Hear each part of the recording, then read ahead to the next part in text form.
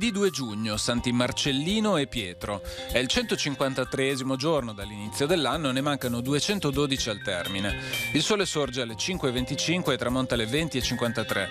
La luna si leva alle 2:15 e tramonta alle 12:58.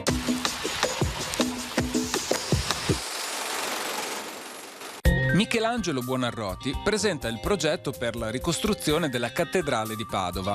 Sarà eseguito con molte varianti dagli architetti Andrea Da Valle, istriano, e Agostino Righetti da Valdagno.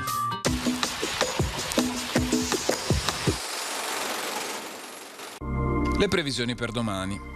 Cielo da poco a parzialmente nuvoloso per passaggi di nubi medio-alte e per attività cumuliforme pomeridiana sulle zone montane, dove non sarà da escludere qualche piovasco o locale rovescio.